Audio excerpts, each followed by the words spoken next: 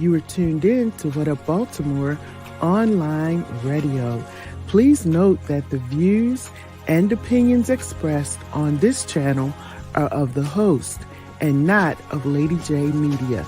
And don't forget to subscribe to our YouTube channel, What Up Baltimore TV.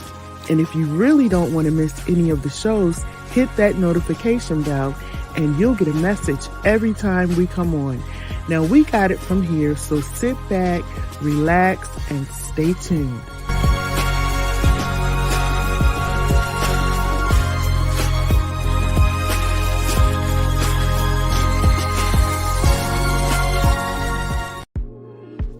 Y'all ready?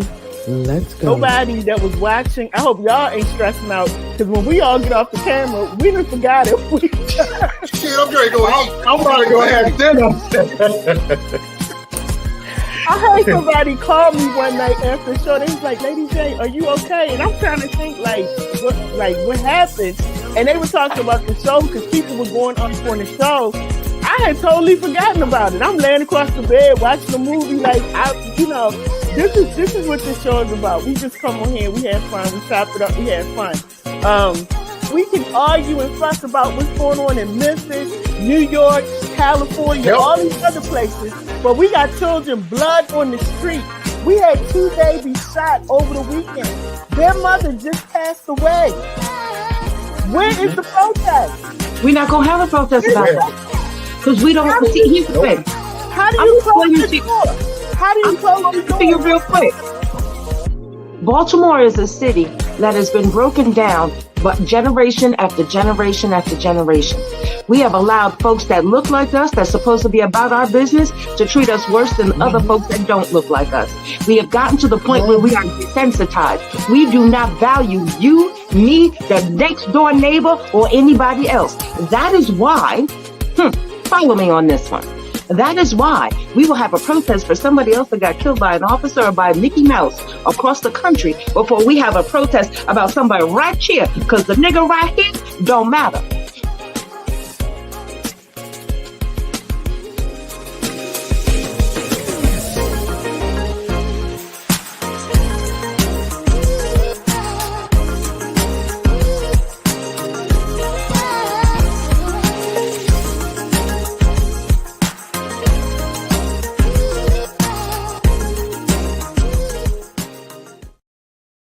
Everybody, welcome to What Up Baltimore. My name is Dr. Lady J. Tonight is a special night because we have someone on the phone.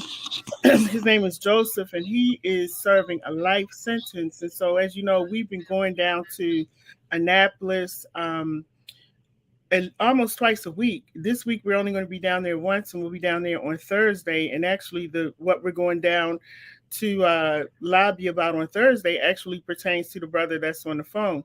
So, every Monday, instead of doing our usual What Up Baltimore, we're actually focusing on those who are incarcerated and those who are out. And so I have 2 great men on the screen today.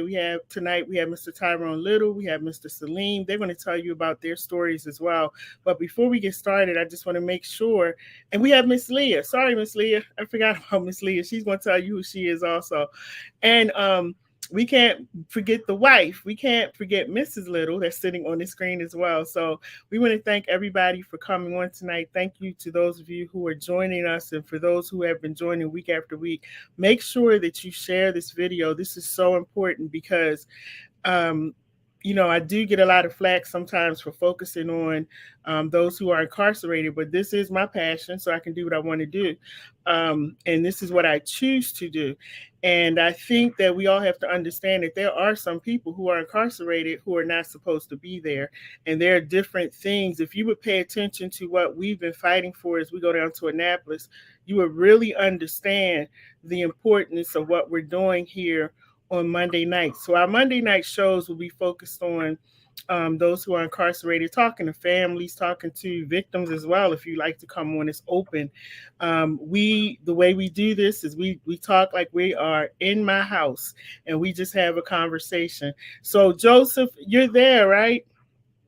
Yes, ma'am. Okay, I want to make sure that we get Joseph in. Welcome to What Up Baltimore. I want to say thank you to Gabrielle, your wife, who reached out to me and she asked if you could come on. And of course, and if there's anybody else out there and you would like to come on the show, all you have to do, let me put the number up. All you have to do is call this number or text me, and absolutely we'll get you on and we will talk to you. So Joseph, tell us a little bit about yourself, and then I'm going to come to my guest on the screen, but tell us a little bit about yourself and what's going on with you. Oh, okay. My name is Joseph Evans. I'm 36 years old. I'm currently incarcerated at Jessup Correctional Institution. I'm sentenced to life plus 20 years for felony murder. This is one of the bills that they have legislation going for them this year, which is House Bill 1180, and it's called the Youth Accountability and Safety Act. And they have a cross-reference bill in the Senate, which is Senate Bill 850, and it also is called the Youth Accountability and Safety Act. What this bill does is it addresses the issue that we have here with felony murder in the state of Maryland. So if anybody doesn't know what felony murder is, I will briefly give you an example of what felony murder is before we start the conversation. Felony murder is a murder, an accidental death that's committed during a felony. So an example is that you have a 20-year-old boy who's at a party with friends. They learned together that they wanted to go rob a local drug dealer. He lends them his car and then goes to sleep after giving them his keys. A person is accidentally killed during that robbery. The 20-year-old is charged not as an accessory to the robbery, but with the murder of the person who died during that robbery. The 20-year-old gets convicted of felony murder. He is sentenced to life in prison. And that's felony murder in Maryland, a murder that's committed during the commission of a felony. You don't have to be the one that commits the murder. You don't have to have the intent to murder. Only thing you have to be is present. Only thing you have to be is a co-conspirator, so to speak. Just participate in the underlying felony. Whether the death is planned or not, once the death happens, everybody is held accountable for the death. And that's felony murder in Maryland. And that's the charge that I'm sitting on. I'm serving life plus 20. I got locked up when I was 20 years old. So I fit the criteria of this bill. And what the bill does is the bill is abolishing felony murder for those who committed this crime or convicted of this crime when they was under the age of 25. The brain science from the Supreme Court states that one cannot be culpable of first-degree murder at such a young age because the brain is not fully developed, as we know. So felony murder allows for one to be convicted of another person's act. So if one can't be culpable for their own act, then how is it possible to be culpable for someone else's act? But that's what felony murder is in Maryland. And we need as much support as we can get around this bill. Like I said, the hearing is held March 2nd at 1 p.m. We would like all the people that's listening, the viewers, the listeners, if we can get some support behind it, to go to your Maryland General Assembly website, create an account, basically sign up under the witness sign up. You'll go to the bottom of the page, confirm it, and you will get a confirmation to your email. And from there, you will just go on and click onto the bill, and you will vote favorable with amendments. The way that the bill is written now is currently written prospective. That means that the state or the legislator who is sponsoring the bill is saying that they are abolishing felony murder. However, this is prospective, that it doesn't affect the ones who has already done time. So for a bill or for a law to be unjust, unconstitutional, or perhaps even disingenuous with Maryland's law, for you to say that it shouldn't apply to the ones who have done the harm to, I think it's kind of harsh. It's bad enough that you have hundreds of men and women here serving life sentences that did not pull the trigger, that did not kill anyone, that did not stab anyone, that did not rape or burglarize anything. Like the example I gave you, where the brother was asleep and he lent someone his keys, and he woke up to life in prison for a murder that he did not do. But felony murder in Maryland allows for that to happen, and it has affected so many men and women here in the state. And the sad part about it is Maryland has 212. My numbers may be off, maybe 2,225 or 2,212. I'm not exactly sure, but 80% of them are black, and I'm sure about that. Mm-hmm. And Maryland leads the nation in incarceration when it comes to black youth age 18 to 24. And this is proven. Mm-hmm. So we're just trying to get some support, try to help. We have a progressive governor. We have majority House, majority Senate. We have supermajority. So I think we need to start getting the state going in the right direction to try to fix some of these wrongs and some of these laws that has been so corrupt and affecting so many of our young black men and women for decades and decades. You have people here that's been locked up for 40, 50 years for felony murder right now who I talk to on a daily basis that did not pull the trigger. They've been here for 50 years. That's a half of a century. That's wrong. That's injustice. Wow. And that's what this bill is for. So we just need the support. We need to get the support around. And how long have you been there? I've been here for 16 and a half years. Okay, 16 or 15? 16. 16 and a half years. Also, okay. Yes, ma'am. Also for a felony murder conviction where I was acquitted of doing the actual killing. I was acquitted of first-degree murder. And I was also acquitted of the only sole underlying felony that I was charged with was armed robbery.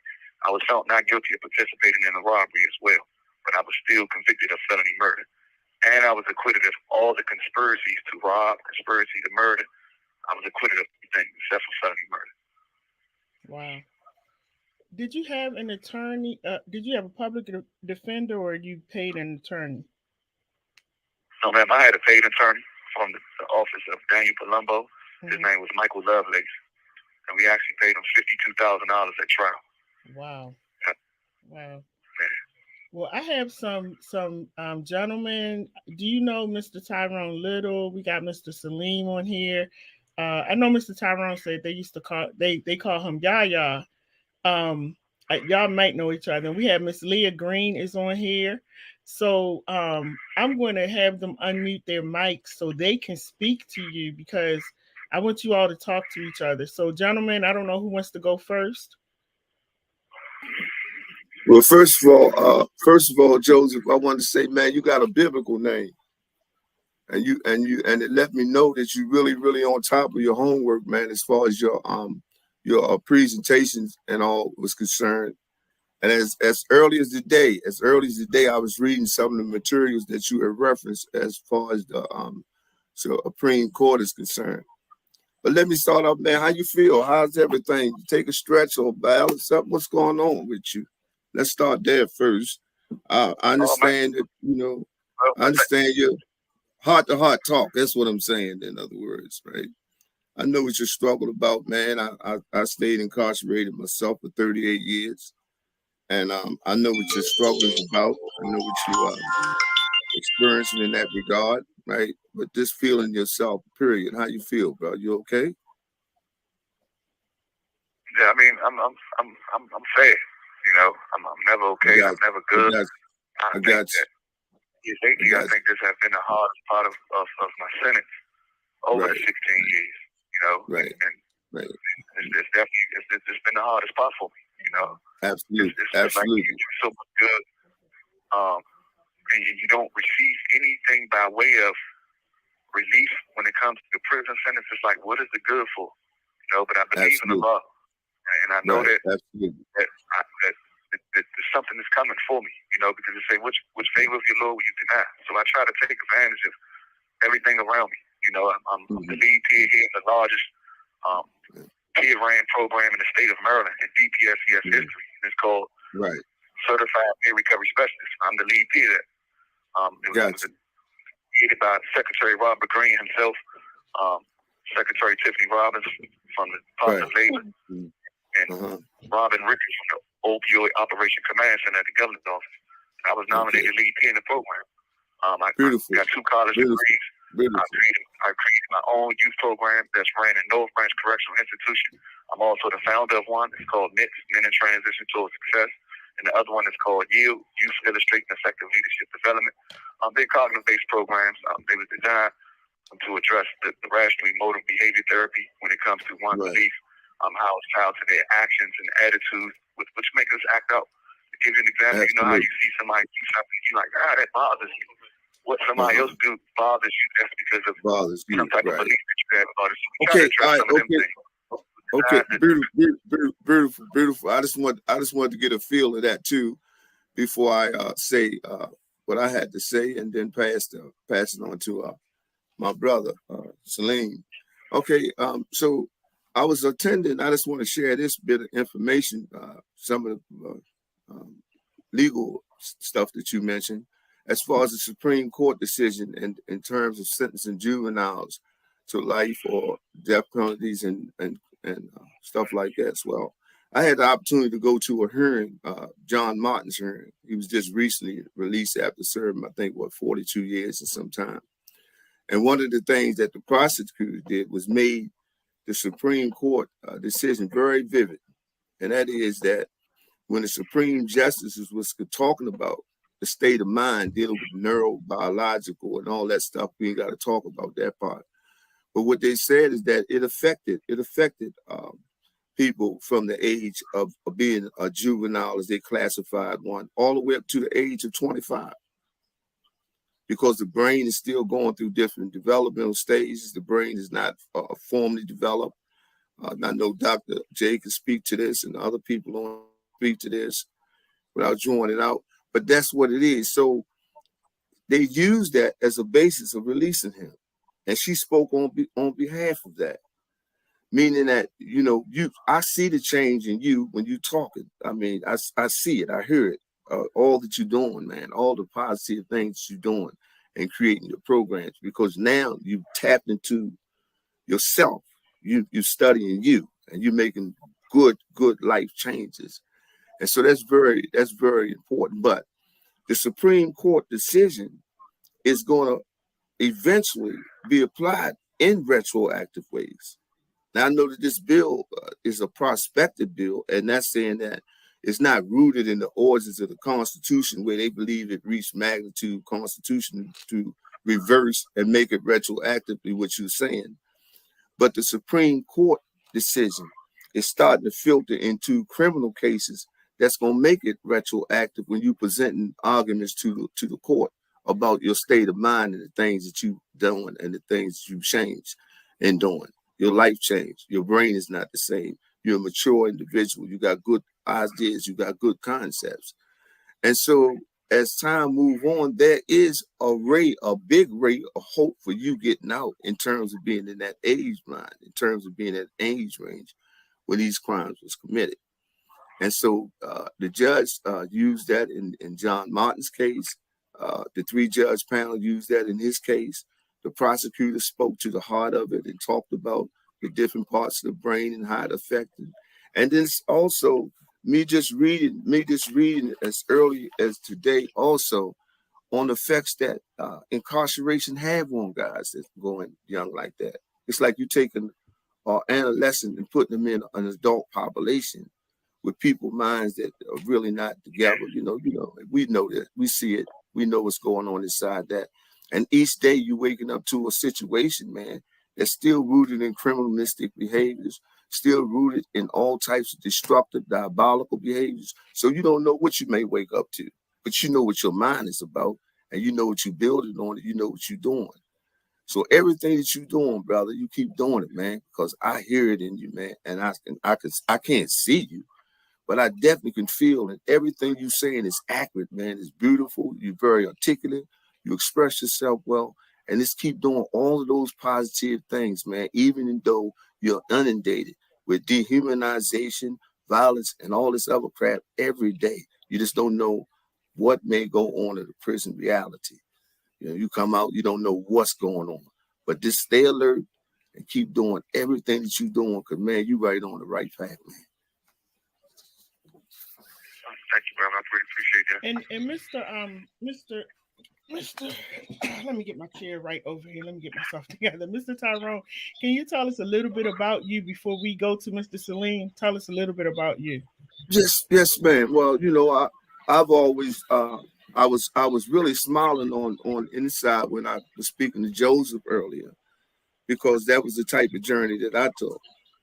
I was sentenced to life in prison, and then I went in the prison system, and I caught a homicide while I was in prison, because someone tried to approach me inappropriately. And so I caught a homicide while I was in prison, Joseph and everybody.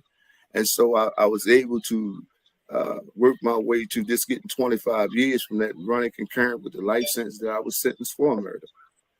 And so I knew right then and there, when I was in solitary confinement, sentenced to solitary confinement for so many years, that I had to really discover myself. I had to really go inside myself and make some life choices. I was faced the death penalty. I went up to the death penalty, stayed on death row for a minute, stayed in solitary confinement for many years. And so, you know, I recall one day I picked up a book. It was on the guy was sweeping it up on the tier, and I said, "Man, let me see that book. It's a little small book." And it was by Dr. Lane. And in this book, Dr. Lane was saying, is it possible to be in an abnormal environment, yet the behavior is normal? Is that possible? And I'm saying I'm inundated now with all of these pathological behaviors and stuff. People slinging, people doing all types of dehumanizing things. And I question myself about that one statement. Because what they were doing seemed and appeared to be normal to them, yet so abnormal to me. And so when the officer come past the cell one day, I said, "Man, is it possible you can get me from back here?" He said, "Why you want to get back from here?" He said, "I said, man, they throwing defecation, they doing this, right, blah, blah, blah." He said, "Well, you said they crazy. How you know you ain't crazy? You ain't the only one that ain't doing it." So you have to really want to change. You have to really want to change. You can't be playing about it because the mind don't operate like that. So my journey started right there. Right there. That's where my journey started. I studied the dictionary. I'm pretty good with words. I had classes in the old penitentiary, taught words. I was a Muslim. I was an imam. I was minister, all of the titles that my brother also may have held. And so I embarked on a path of knowledge and education. I have acquired 2 bachelor's degrees and also have my master's degree. And I'm also considering my PhD degree at Morgan State University. And so I believe that the basis of change is like I'm a reentry specialist for a youth advocacy program. I'm a national recruitment specialist for a GAP program, and I travel and train directors in I'm the president of my own program at Cotton State University, Jumpstart Opportunity Builders Guide Incorporated, a program designed specifically to focus on bringing all the people together under one umbrella and talking about different strategies and techniques that we can use to better improve and enhance our traumatic or our TRC skills in serving a population that's in bad need of these things.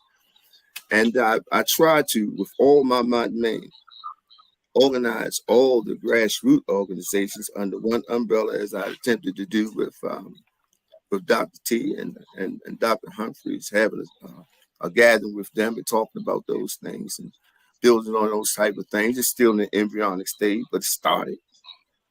So when I reflect back on me, all the pain and hurt that I caused my mother,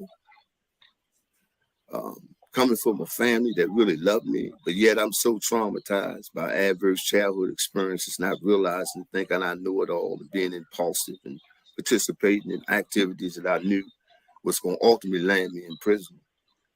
And reflecting now on who I am now, I don't let that bother me. I just say to myself, thought is the cause of it all.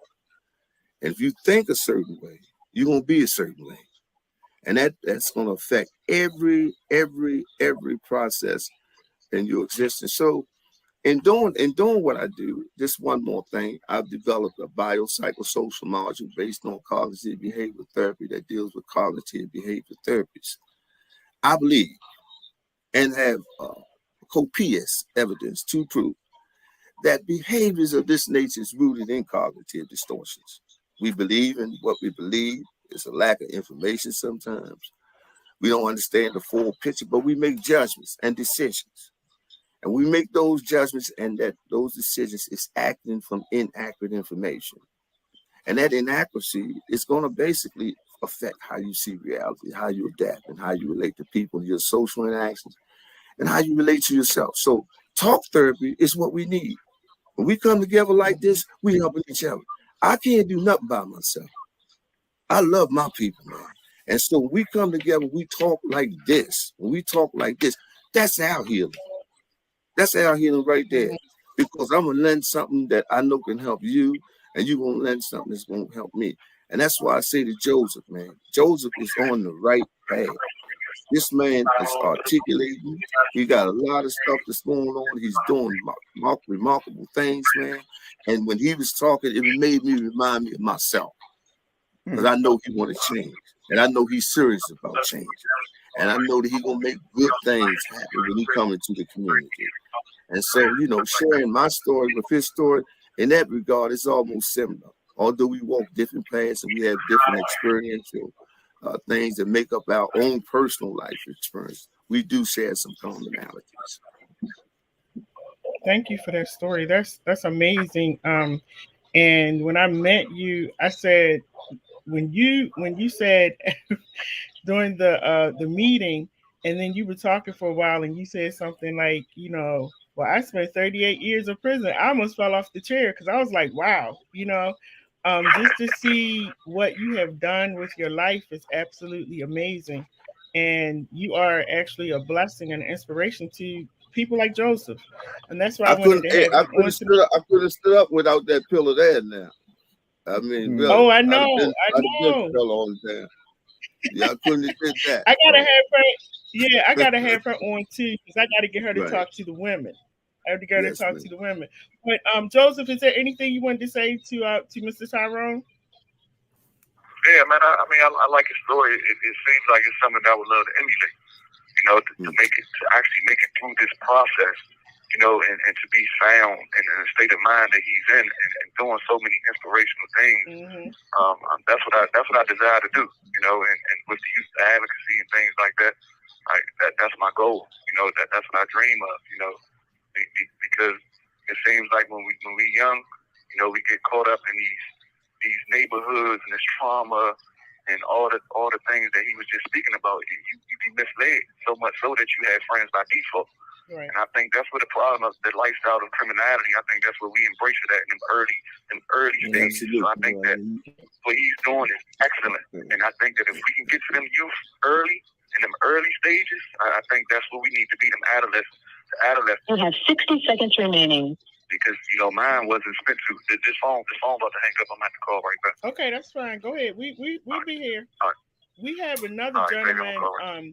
We have another gentleman, Mr. Saleem. I'm sorry, hold on 1 second. We have a gentleman that's calling in from another institution. Are you still? Let me see. Let me make sure he's still there. Daria, are you still there? Hello? You still? Okay. So we have Daria Green. You go ahead and say whatever you want to say. We have Miss Leah on here. We got Mr. Saleem, who was incarcerated before. And we also, could you hear what they were saying? Not too clearly, but I heard it go much of it. I could try so low. Okay. The background so loud. Okay. Well, go ahead and share with us what you want to. Where are you at currently? I'm still trying to put the motion together as far as in front of the court. My whole thing is like. Okay. Hello. We're at time now that we got a lot of black people in power right now, and it seems so sad that. Hey, Gabby, I can't really hear him.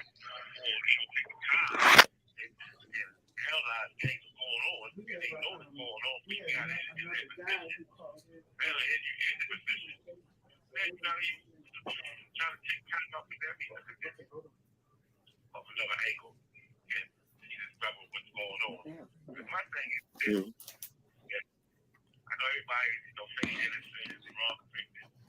My whole thing is, So you can bail. police. He took another name. He gave me a name, and I'm sitting there telling the court. They trying to hold me back. Because I see that my lawyer trying to throw me and swipe me out for you have a little like prosecute you. We can't hear.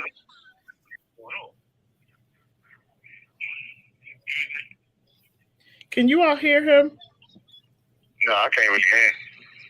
Okay. Duryea, are you able to speak up a little louder? Or I know he's calling through his wife's phone. In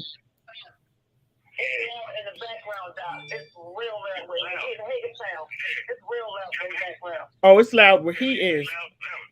In a record, it's loud too. That's what I'm trying. I'm not gonna hear him too clearly. Uh-huh. Go ahead. Let me see if I can hold. I'm going to try to hold the phone over to the speaker. So let's try it again. He's in Hagerstown, everybody. And he basically, what's the facility in Hagerstown called, Duryea? The old jail. The old jail. He said the old jail. MCIA. So basically, there's a lot of noise in the rec room. That's what it is. It's rec time, so everybody in the rec room, so everybody talking. There's a lot of noise, and he's screaming. That's what it is. Yeah. Yeah, and he is saying what he's saying. What he was saying is that he's been incarcerated for a crime that he didn't commit, and they have already said that he didn't commit the crime, but he's still behind bars. Wow. Yes. Everybody. So I mean, we didn't march, we didn't talk to people out there. The governor, this was the second time writing them again. They may write things again. So I'm just messing up the point that the identity. But so this is being our company when they try to get your identity. And I'm telling you that I never used the alias in my life. I never used the alias in my life. We made this name up. And it's sad that they know me some more. We're going to go private speaking like you told me to say. We got to do it anyway. That's part of the process. When you come back, you go get to that and let them never do that. But you could have changed the version from the start. Right. So how long have you? That's how it is. How long have you been incarcerated? Almost 21 years. Almost 21 years. And I do know his mother, not his mother, I'm sorry, his wife is a part of a group here in Baltimore called People's Power Assembly. And I was looking at the case and everything, and so the officer that actually set him up and gave him this alias name and all of that, the officer was charged for doing this to several people. I think it was a year or two ago. And so Duryea,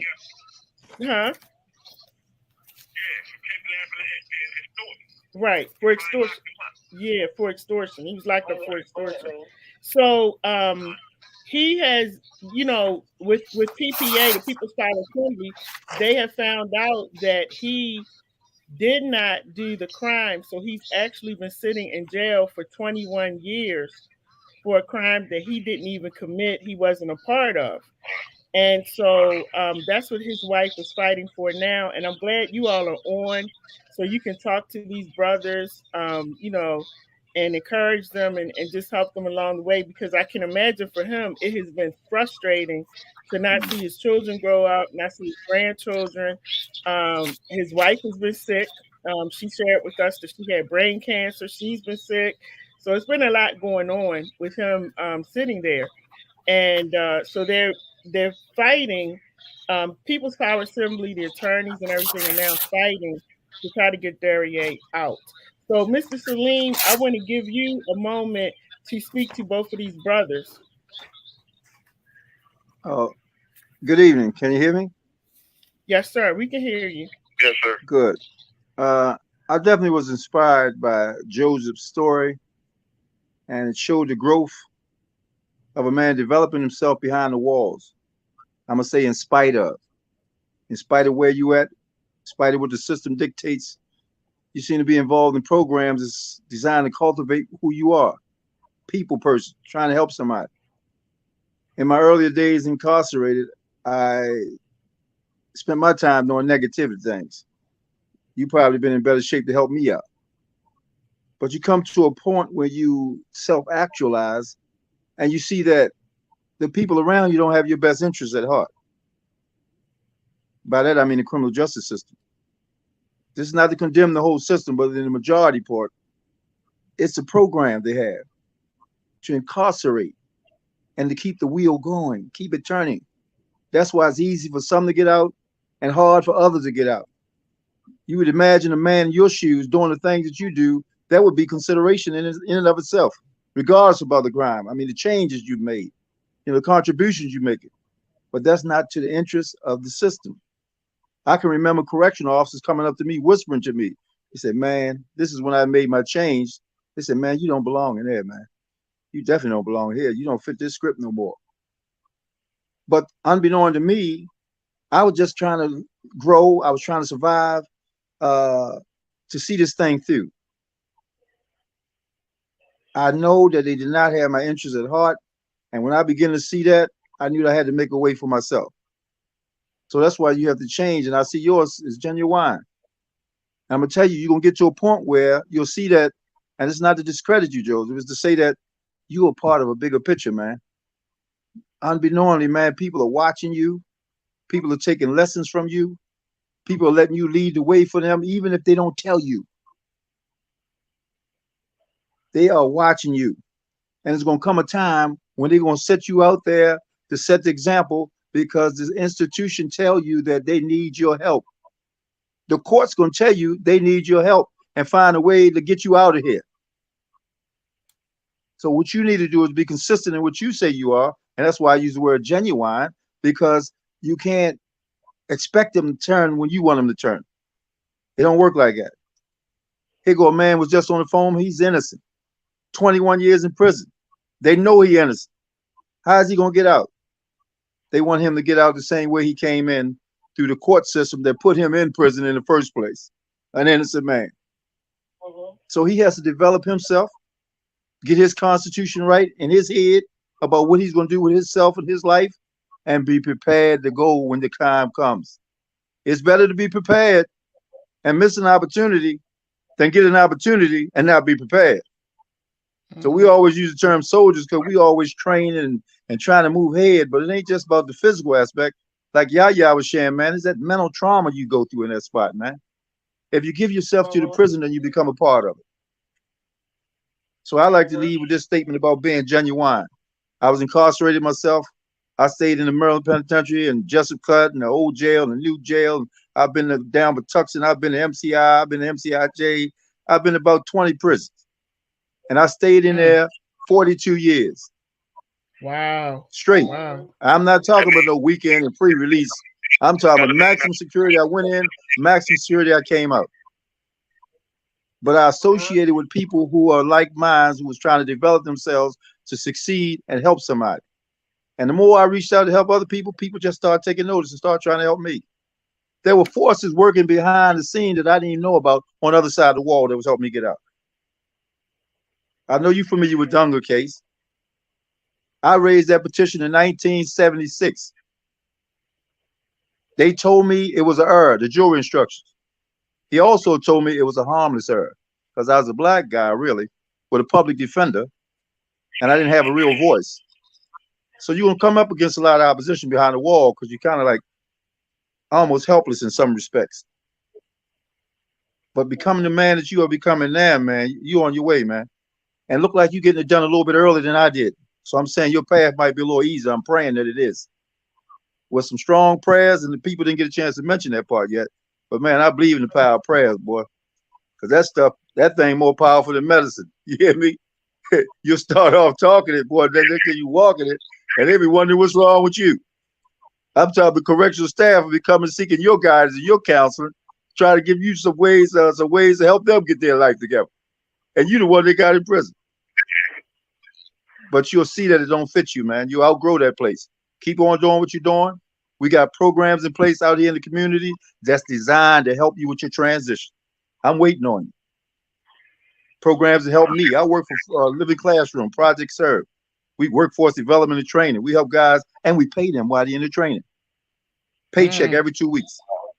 In 4 months, we'll get you a job. Is that Saleem out of me? You ain't got to say the whole name, my man. You shut me down with days and days and days at a time during the month of Ramadan, telling me to repeat after you. Man, I got to do what I'm doing because it's like you. I got to get you. You next. You know what I'm saying? We won, man. Wow. What, So, Mr. Saleem, Darier was speaking to you. What'd you say, yes, Darier? Darier. I think when it was at Roxbury in 2011. You have 30 seconds remaining. Maybe 2008. He said he wanted to know if you were in Roxbury. He was with him. In 2008, I got put out of Roxbury and went to Patuxent. Okay. I might have been there because I went there in 2002, I think, you know. Got a lot of numbers, but I've been to about 9, 10 prisons. Wow. Miss Leah, Miss Leah, Sean, Darier, are you going to call back? I hear that your time is running out. Do you want to call us back? Yes, the phone had just Oh, it went off. I just wanted to thank you for being able to get you guys on as well. You see my boots on the ground trying to not just get my husband free, it's free of men and women just like himself that don't belong in there, that deserve many chances for them to get released. And I'm out here faithfully. You know, it makes a difference when you have the outside world helping you because it's only so much to do in the inside. So I'm outside for everybody, for people that need a voice. Because all means, I am not an echo. I got a voice in the heart with determination that move that to the side and I'm moving forward because that's what it is. All means. Believe what I tell you. I'm boots on the ground and I'm fighting strong because we don't need to be held in a cage like the system is designed to help. That is not helping. It's left up to them. They want y'all to be in prison, and that's not. But how do they expect for y'all to change in prison? It's impossible to change in prison. It's impossible. Well, they surviving. Let them take the whole 9 yards because it bothers me with this ex-offender. If you don't have nothing set up for them like the program that you're running, that's an excellent program. That's an excellent program that's been around for many years. Utilize it. Let them free them. All right. Well, let me jump in for a minute. Miss Leah, Sean Gardner wants to call in. Can you get Sean on the phone? His wife is trying to get Sean to call in.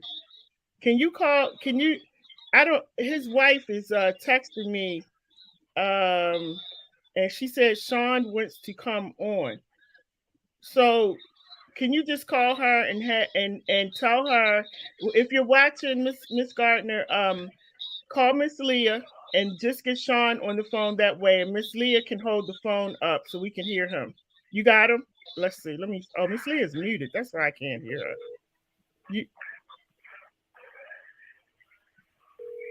Connected? It's ringing. Yeah. Okay. Hi. What's I'm wrong? gonna call that number, the 297 number. What? Call the other number? Call Miss Leah and just get Sean on the phone that way, and Miss Leah can hold the phone up so we can. All right, I'm clicking him in now. I'm on the phone now. She's clicking in. Sean?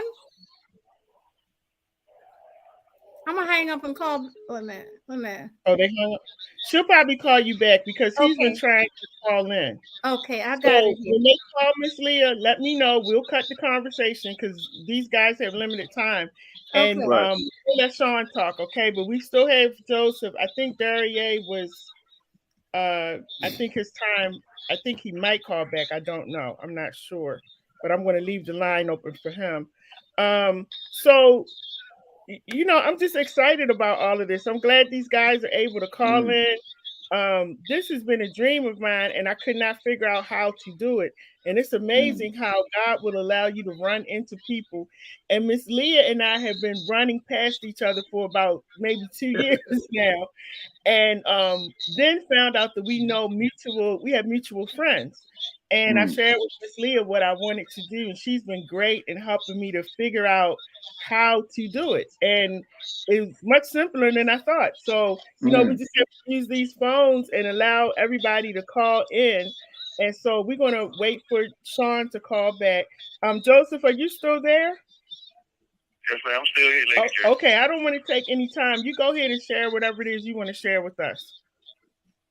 Oh, okay. Well, first of all, I wanted to Saleem, man. Like, congratulations, man. You know, I set out with you, and I really appreciated you. You're always someone that I wanted to emulate for a very long time, man. And I have never once ever heard anything bad, foul, bent, crooked, nothing about you, man. Your name. That's because I paid them peoples off, buddy. I paid them peoples off, Joseph. Yeah, alhamdulillah, man. This my team, by the way. This little my team, man. Alhamdulillah, my team. Assalamu alaikum. Definitely want to say that, man. That I appreciate you. You ain't Mr. Little, man. No doubt. And something for young men like myself to emulate. You know, hey, you don't know Yaya? How to with the persistence. Now, I don't remember that. But you okay? All right. I just wanted to get me something that you was giving Saleem. Hey, if I could throw in there to Joseph to let him remind us. Just as a reminder, though, Joseph, I heard Lady J said she had a passion for this. But I was going to add that we too have a passion. Right. I did want to say, Joseph, that Saleem taught me a lot of things when I was in the penitentiary with him, because I had the opportunity to be there at 954 with him for many years. So I reverberate what you say, man, that, he's an inspiring brother, always been an inspiring brother, full of knowledge, full of wisdom, as well as being a comedian from time to time. And so, it's a good brother. He's a good brother, man. He got some good thoughts and some good ideas, and he's doing remarkable things out here in the community, as I know he would be. I just want to say that and share that as well. It's my brother. I love the brother. The brother taught me a lot of things when I was in the penitentiary, man, and I've always been a stand-up brother, good brother, articulate brother. I used to actually go to the services and hear the brother when he was transforming the multitudes of people, when he was on that podium, giving up that wisdom and that knowledge that God had inspired and blessed him with. So I just wanted to say that, add that to the presentation as well. Now, when we is he back? He's not back yet. Did he call back? Yes, he said he has to come back on. She's waiting for him to come back on. Okay, just let us know. Mr. Tyrone, when I was at your meeting, you mentioned that you were in solitary confinement, and I don't even understand, because you said like 8 years you were there. You talking to me, Little, or myself? It was a combination of solitary confinement, being in the regular lockup section, as well as being in the administration section for maybe about 2 or 3 years. And all of that to me is solitary confinement, because you're still locked up in a cell 24 hours a day, restrictions on what you can do and what you can't do, things you can have. You can't have no electrical appliances as far as televisions, radios, and all that, but you can have limited amount of food products, as well as just basically a lot of books and materials and stuff like that, your regular hygienic stuff.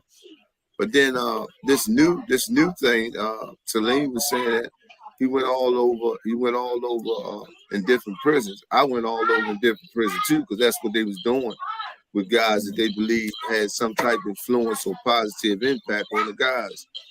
But those were my days, and I would say maybe 7 to 8 years total in dealing with that while I was in the penitentiary. Was primarily behind the door, because I ain't have no control over this. Caught up in certain activities, as Saleem was saying. But then I just made up in my mind when I was going through those type of journeys of being in solitary confinement, along with administrative segregation and regular segregation, that I had made up in my mind that I was going to make some changes, and it was going to be good changes. And so I just embarked upon the educational road. I believe education is necessary to guide your compass.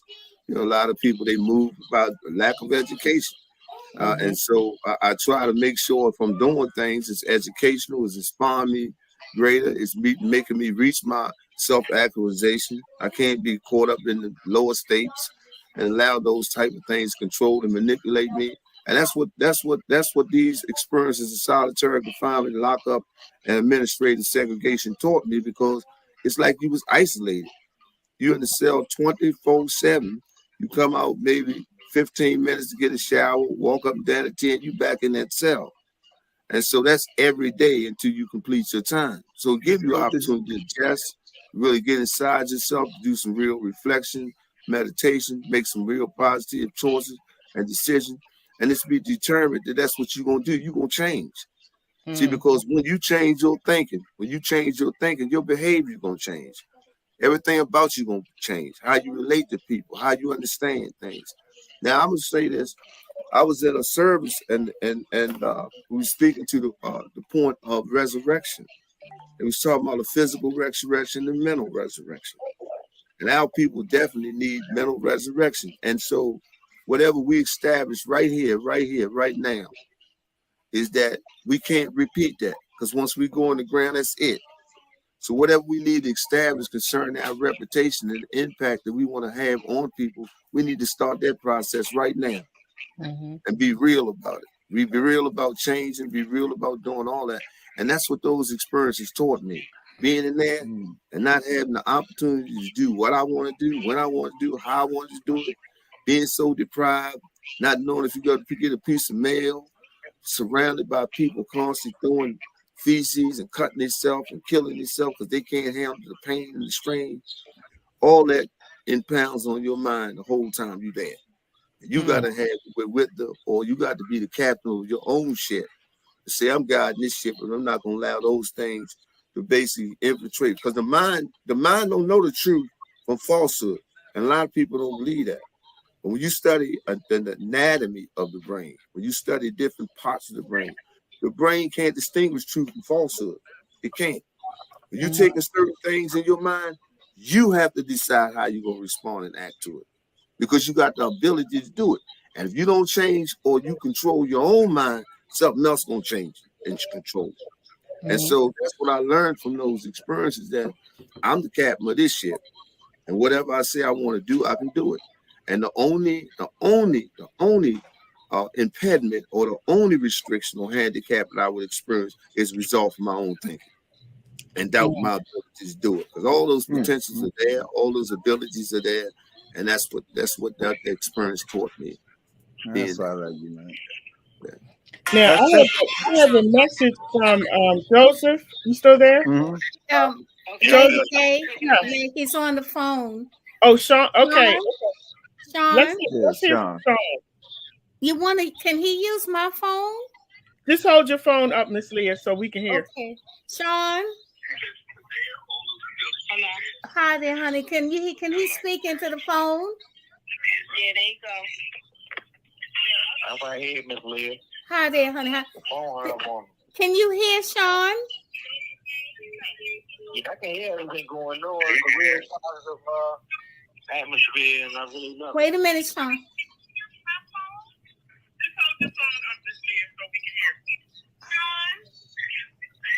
I don't know, Miss Lee, you have a lot of feedback. I'm not sure what's going on.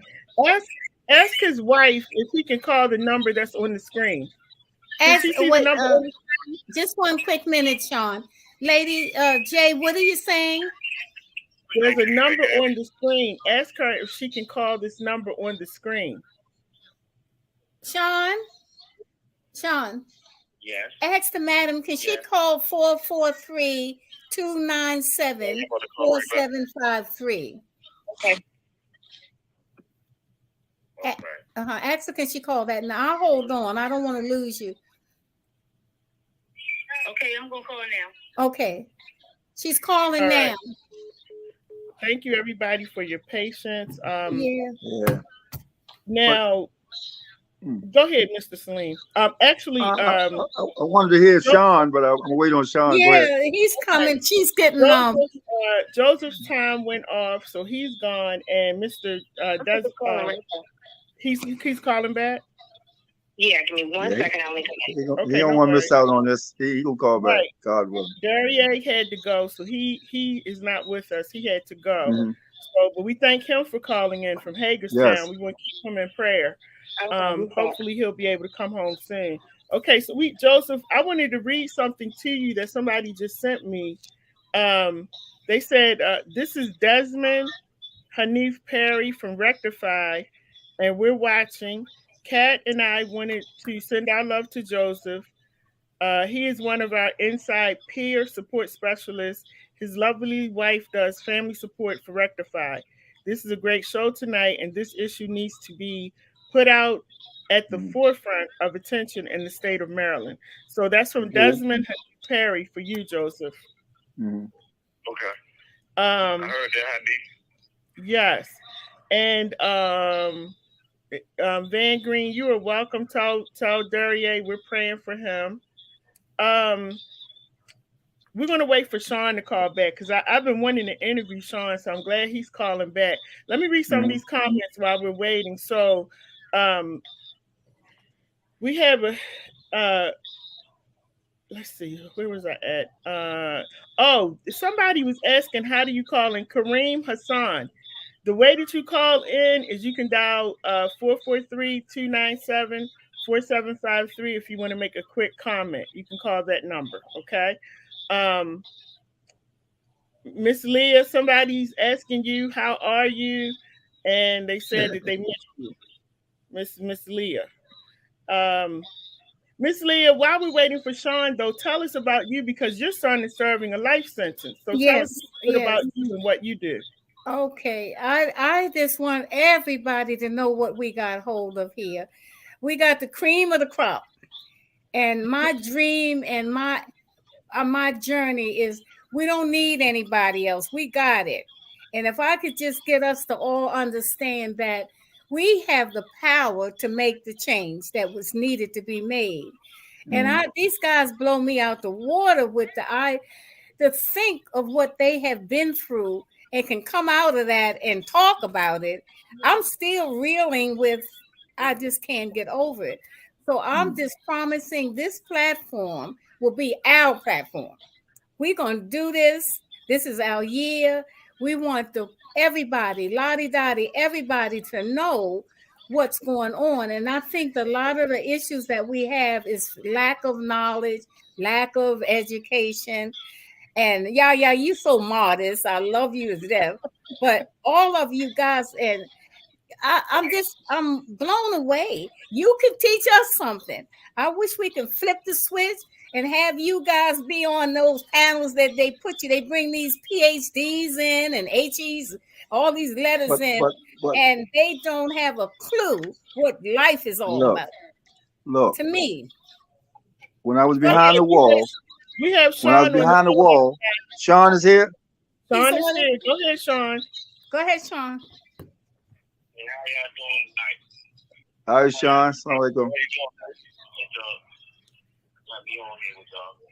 Speak up, Sean.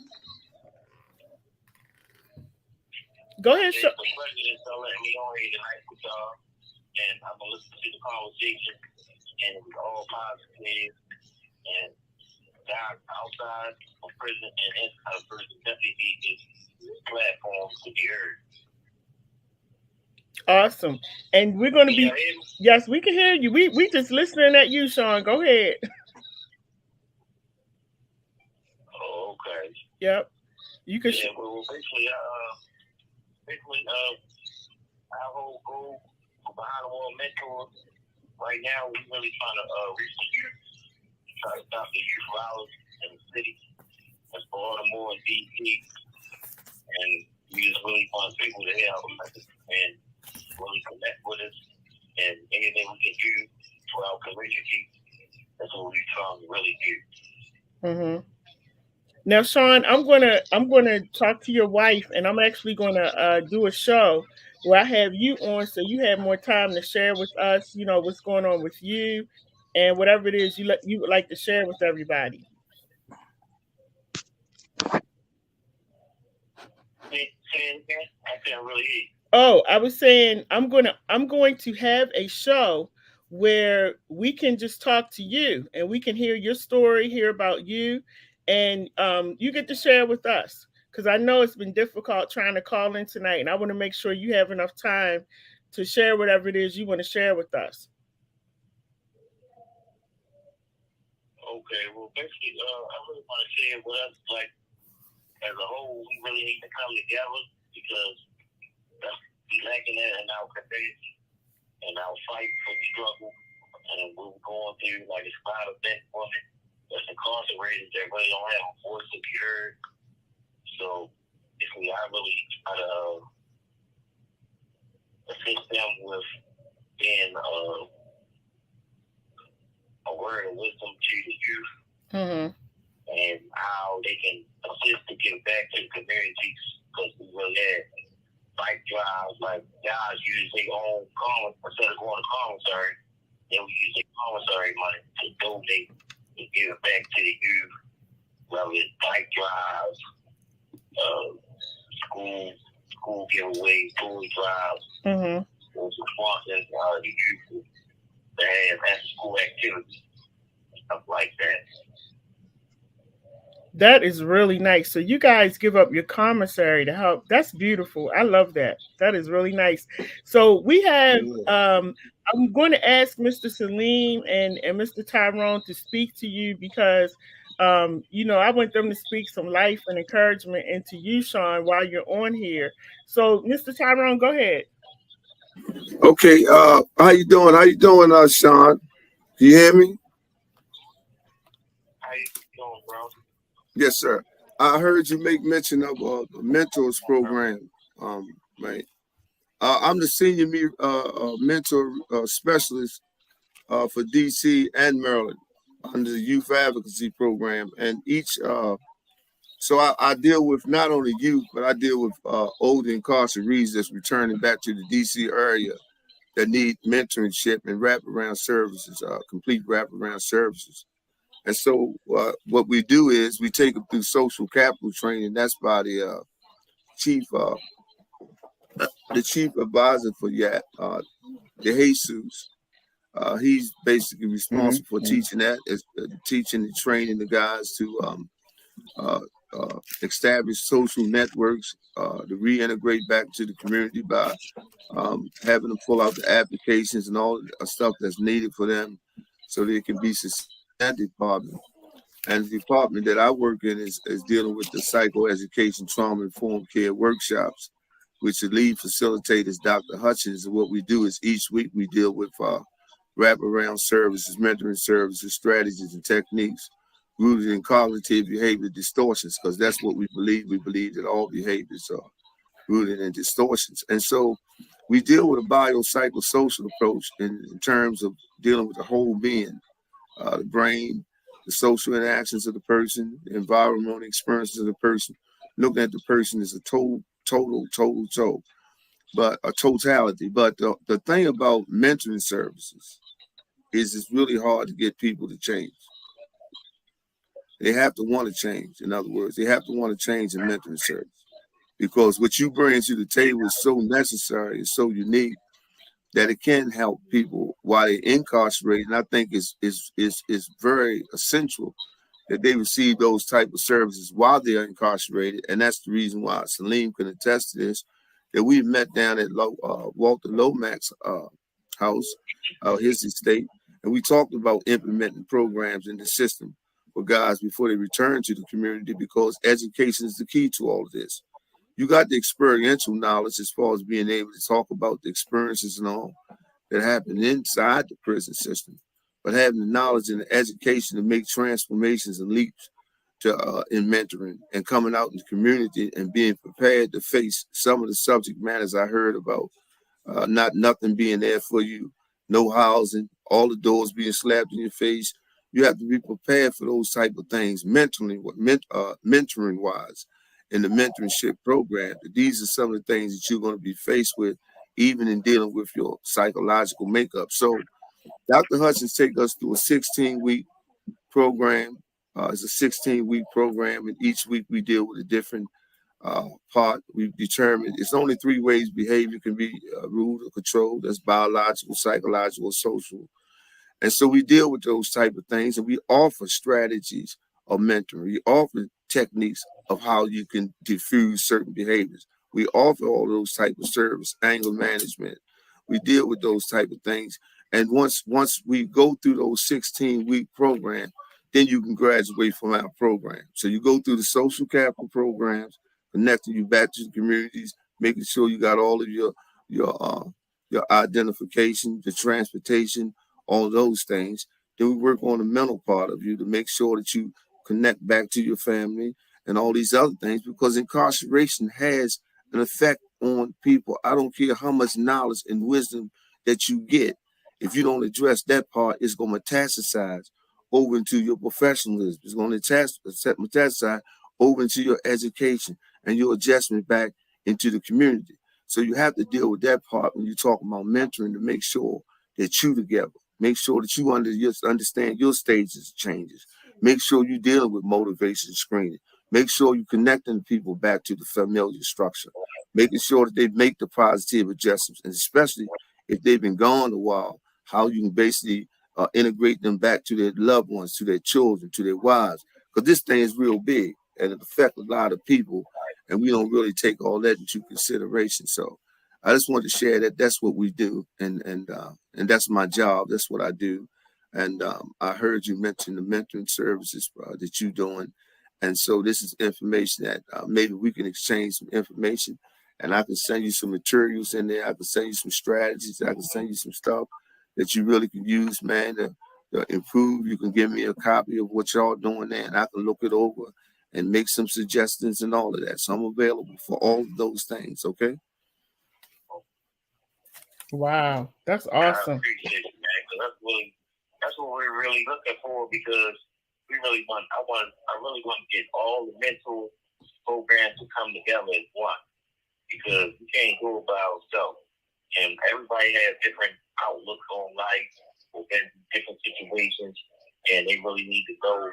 The youth really need to know and understand where, because every youth not coming from every situation that everybody came from. So we have a team, a whole team of men and women who came from where they came from. That's a positive outlook for them, and explain to them. So that. But let me build on what you're saying. Why it's like that? Let me tell you why. Okay, because nobody understands human behavior.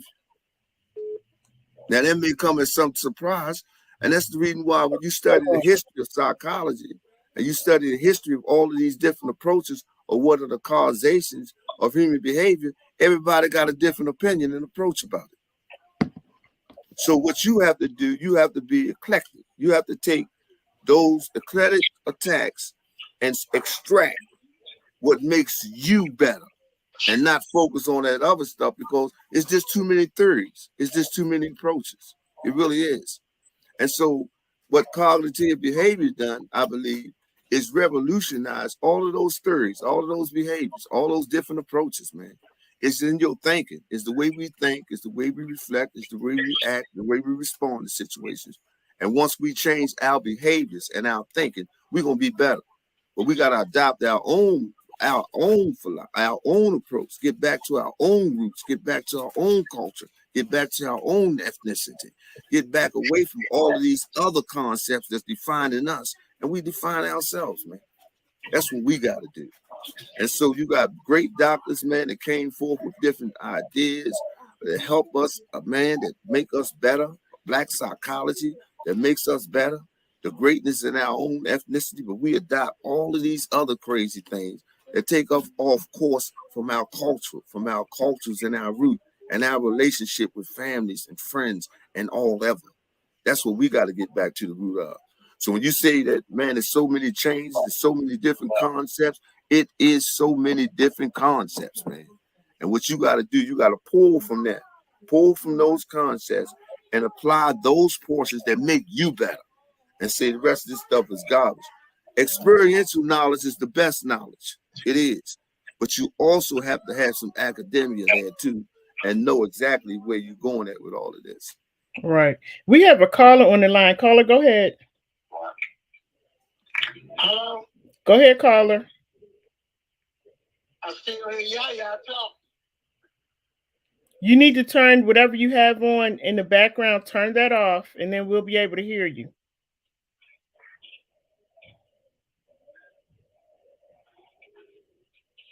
You hear me? Yes, go ahead, because we have these guys, they're on limited time. Go ahead.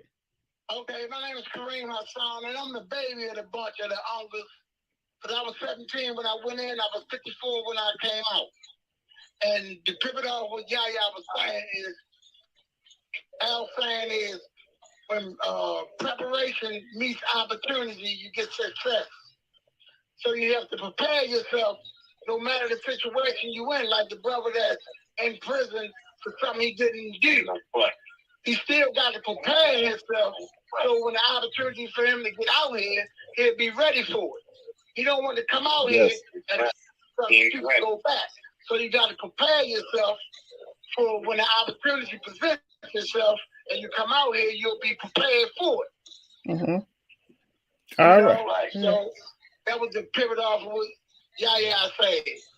Okay, and thank you so much for coming on tonight. We have to get you on. Saleem and Miss Leah, love y'all. Love you too, Hassan. Assalamualaikum. All right, thank you. Joseph, are you still there? Yeah, I'm still here, Lady J. Okay, so we don't want to lose these guys. So, Mr. Saleem, you go ahead and you talk to these brothers as well. We got a few minutes left. I want to, Yaya kind of made a segue for me in that we don't want to, and I'm not trying to, guys behind the wall, be strong when you hear me say what I'm saying now. It ain't just getting out, right? It's getting out and staying out. Because if we say it's the same mindset, then that's what they use against us. They already know how to play us with that. When I say they, I'm talking the system has things in place for guys who want to do the merry-go-round and keep doing the same thing.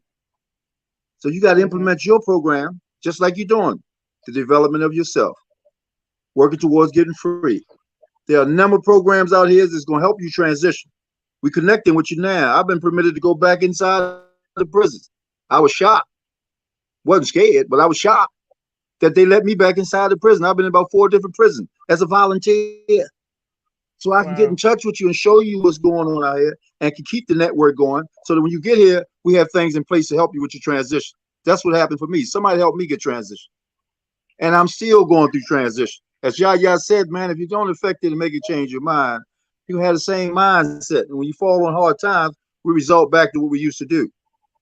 So you're just going around in circles. So you want to be successful, man. You're on the right path.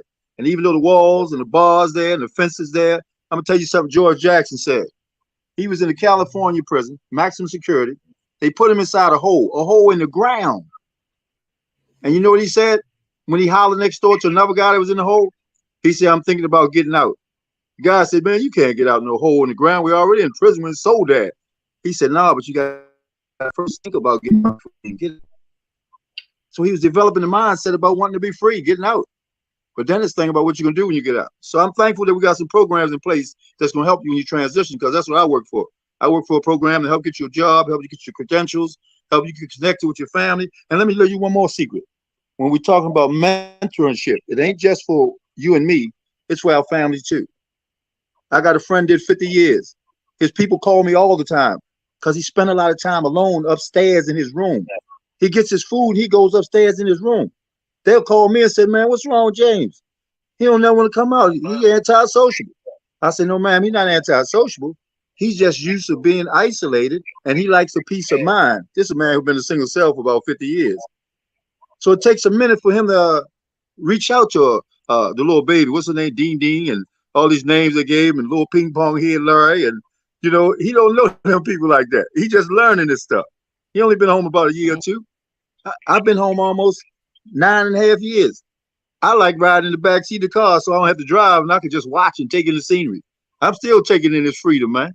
I'm loving it. And I ain't complaining about nothing. Like you, Lady J, My passion Yes. is to help somebody stay free. That's my passion. Help somebody stay Right. free. Not just get out, but help them stay free. Wow. Now we have I had a question, Lady J, if you don't mind. Hold on 1 second. Leaving every day, man. So I got a life, so I tell little kids leaving every day, man. Stay free, man. Wow. I heard that, bro. We had Appreciate Joseph that. wanted to say something. Joseph, go right ahead. Yeah, what I wanted to ask Saleem and Yaya is there a way that you guys can help make that transition and actually get into a program? Like, what do we have to do? File a modification? 8505. What is the avenues for that? You started off, Yaya? Yeah. You say is there any programs can do what now? I didn't hear the last part. No, what like I'm saying, programs. how do we get involved? How do we get accepted? How do we enter into the program that you guys had? Like, the program I deal with is okay. Well, the program I deal with is stationed in D.C. is a federal grant, so I work for the federal government. And what it does is this: it's either court ordered or the guys can automatically locate us, but they have to live in the D.C. area as far as that's concerned. However, in answering the question about programs preparing you for the community and all, I think that if you filing something in the 501c, if you filing someone in the 8-5 mental health hygiene package, and these are some of the requests that you are making, then the court can order you to a program that will offer the type of services they believe to further help you along those lines. As far as programs that actually are available that you can get into now based in your posture, I don't know any, I don't have any knowledge about that type of stuff. Maybe Saleem can run some services of that. okay. But I'm just saying that that's basically the way that it has to be done. Usually if you file a petition, you ask the court to put you in such and such a program as a condition or concession of your release, then they'll go ahead and enroll you in that program, court ordered. I do know that it's a program when you do file for a modification under the hygiene, mental health and hygiene, that I do know a brother that had the first halfway house in Baltimore City, that if they was the court order you in that, if you was the file and you in Baltimore City and they court ordered you in that, then that would be something that you would automatically go through as far as integrating back into the community. Other than that, I don't know anything about it, bro. I could throw in there what you should do is start yourself a profile. Now your profile will be laid out and it gives case history about who you are, what you've done, and what you intend to do. Then in turn, you file into the court the petition you just mentioned, 8505, and if the court approves it, then the parole commission will make sure you get there. Once you're in that program, and they usually make you stay about 6 months, I go in God Denzi and all of them, then we can pull you straight out of there and get you working while you're in the program. Therefore, you can earn some funds while you're in the program that 6 months, and you can get yourself stabilized while you're still in the program. But that's why I'm saying we have to be connected so that the courts will see what's going on. That's why the courts actually, you know what? The court has actually referred people to some programs out here that's run by ex-offenders. Why? Because of the success in their work. And that's what they need. They need outlets where they can reach out and help somebody. And the majority of people that I know that have been released from prison have been consistent because we network, we stay in touch with each other. You know, we're trying to develop ourselves. We ain't finished. We just getting started. Man, there's a whole lot going on out here. So you got the time, man. I can get the packages ready for you, and they call profiles. And all you need to do is fill in the blanks, answer a few questions. And this is just an analysis of yourself. I don't mean to suppress your thoughts, Saleem. I gotta go. Salam alaikum I'm sorry. Thank you for your time. Brother Yaya, salam alaikum rahmatullah. Thank you for your time. Lady J, thank you for your time. Mama Green, thank you for your time, and all the listeners, man, that tuned in. Mama Green. I really Mama Green. Listening. And all I ask, and I beg for y'all, please, to go rule and vote tomorrow on House Bill 1180, the Youth Accountability and Safety Act. We try and get that Sunday murder abolished. Y'all have a good night, and All right. I really thank you. Okay. All right, brother. We love you. Hang in And there. pray. And pray. You are welcome. Anytime you want to call in, let me know. Okay. All right. All right, baby. I love you. Love you too. All right. You know, so that was Joseph. I'm going to there's a video I want you all to go watch too, so you can hear a little more about his story.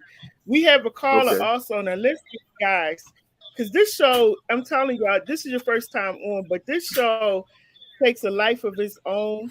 And it's been times I've been on here for like 3 hours doing shows, and I'm tired tonight, so we're not doing it tonight. But we do have a caller. Hamza was a guest on my show a few weeks ago. He was formerly incarcerated. So welcome, Hamza. Go ahead and say what you want to say.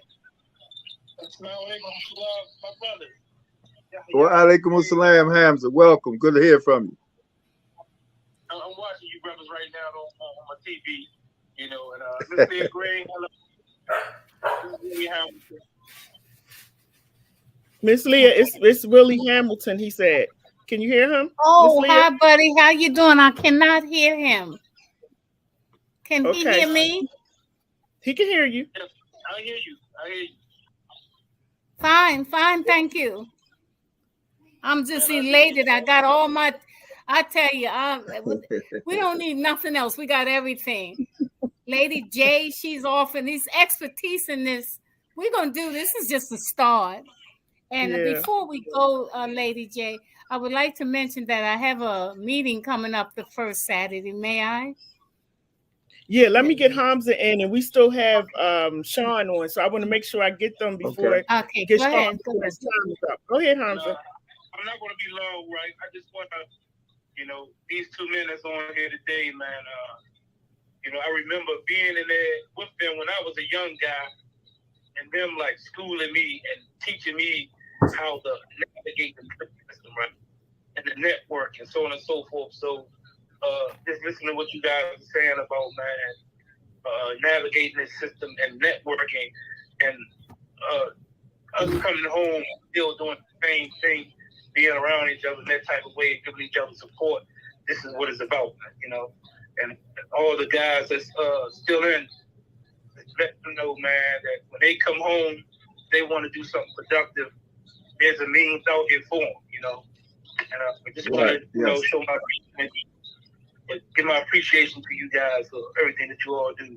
You too as well, Ms. Leah Green and Lady J, all of you. You know, that's it. Thank you so much. Are you going to Annapolis this week? Well, I'm kind of busy.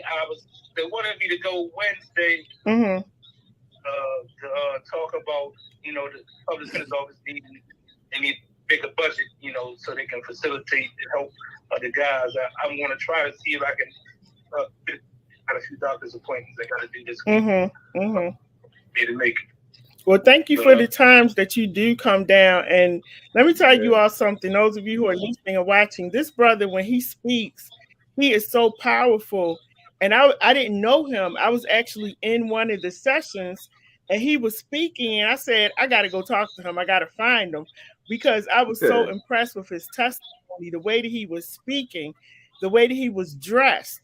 And it's so important, because a lot of times people assume when people come out, you know, they're looking like they just came out. They don't know how to talk, and, you know, and they lack a whole bunch of things. But he came in there with power, and he had those legislators' attention. So I just want to give a shout out to you, brother, and tell you to keep doing what you're doing. And we appreciate you. Well, it comes from these two gentlemen right here. I mean, you don't understand, like, in that conversations that I used to have with these two gentlemen right here. Wow. I'm telling you, like, I picked y'all first before I met Saleem. And when we used to talk about the law, and when we used to talk about getting home, about being productive members of society, and then I met my brother Saleem, who I always used to hear about. I never had a chance to meet him. Then I finally get to meet him. And then he uplifted me with my spiritual aspect. And then he always had a positive outlook on life, no matter how much time he did in prison. He was inspirational. You know, these two men were very inspirational to me. And so give the kudos to them. You know, they helped me shape who I am today. You know, Amen. Every time I see you guys, God brings so much joy to my heart. Just knowing where y'all at today and how y'all help people. You know? Thank you. Thank you. Anything you guys want to say to him before he goes? Just keep doing what you're doing, bro. Just keep doing what you do, bro. I appreciate it. All right. Okay, and we thank you so much, Hamza. We have I want to get before he gets cut off, I want Sean to go ahead. Is there anything else you want to share with us, Sean, before we close out? Sean, you still there? They cut him off already. Oh, they did. Okay. Yeah. Let him know that he is free to call back. Well, you have my number now, so call me anytime he wants to come on. You call me and let me know. I own the station, so we can do a show whenever you want to. So you just call me, and we'll get him on. Okay. Right. Okay. Thank you. You are welcome. I appreciate everybody for everything that y'all did. All right. You take care of yourself. Thank you. Have a good one. All right. Bye-bye. And this is also why I want to get the missus on here to talk to these women. Where'd she go at? I don't see her on the screen anymore. She walking around getting the grandbaby ready. We get ready to take the grandbaby. Well, tell her I'm going to give her a call because I need to get her on because I really want to do a show with her because I get a lot of women who call me whose husbands, fiancés, boyfriends are incarcerated. And I need somebody on here who can really speak to them. Somebody that's gone through that. She's the president. She's the president or active person in the branch of what we have what we call the Family Incorporated, and she basically is the president of that. And they did a presentation on Dr. Humphrey's show, addressing the same Dr. Ragley's show rather. Addressing the same issue that you are talking about. So I'll send you a video recording of that program. Awesome. She already did. Yeah. So I'll send you a recording of that. So she moving around, but I'll let her know you're gonna call. Yes, ma'am. Yeah. All right. Yes. And Dr. Humphrey says to tell both of you hello, by the way. I think he is watching. So we only have a few minutes left. And Miss Leah, I want to start with you because I know you wanted to share something with us. Go right ahead. Well, thank you for the time and honesty, guys. I love you to death. This is what I want everybody to understand. These are men coming out here in the street. And I'm telling you, they're so profound and so on point and positive. It's whispered. They're trying to find anybody they're working in the school system. They're working around people it's unheard of. It used to be a time you couldn't go near the schools if you was a felon. Now they want you in there because you bringing forth what I'm telling you. It's amazing. And if I have anything, I want to be part of this that bring out this information because so many of us don't understand how hard we working out here. I use myself, but Saleem, these two guys you're looking at, they modest, but honestly, they got the respect of the whole community. All you have to do is mention one of them name and they will come to the forefront. So we got the juice we need. We just have to understand the power. And I'm hoping that this is just a start. Thursday night, Lady J, if you don't mind, I would like to mention we'll be back on the radio with Gwen Levi. She's starting something that we're going to have. You all can be guests. Bring your juice with you and share with people who don't know the power that we have. And somebody mentioned about how, I'm telling you, as we gain the knowledge to share and as we understand that we got the power, I want everybody to know they're policymaker from senator all the way down to delegate. If you ever go to Annapolis, find out what room they in, your delegate. Shake his hand. Let him know I am one of your constituents. Let him know so that when we put a call out, he's going to answer you. He's not going to answer me, but he don't know who I know. So I've learned how to, if he's in, I'm going to call him a knucklehead. A knucklehead is in something, and we know all we have to do is do a little groundwork, find out who his district is. I'm telling you, we got it if we just use it. So I'm asking all of us to come together as one. It's us. I'm hoping we look at this as a movement. This is a movement, guys. And anything that we feel so that can happen overnight if we come together the right way. I'm gonna do a Paul, what is the name? John Lewis on you. We're gonna put up a good fight. A good fight. That's what I'm after. We don't have time. And if you don't have the vision, I'll be the first one to say, I'll see you when we come back through here. Just ease off the side and let us go through. This train is going in a direction, guys. I'm claiming it. And I have to say, you heard he called me Mama Green. That is one of my boys. And he works so hard. He is in so much pain. It's a young man, full of energy. He can come home and work and take care of his family. We know he got a lovely wife. I love him. And I want to do all we can do to bring him home. And there's many like him in there. You'd be surprised. And so it's a joy and an honor to be part of this group. And I'm hoping that we take it to we're going to be something to deal with.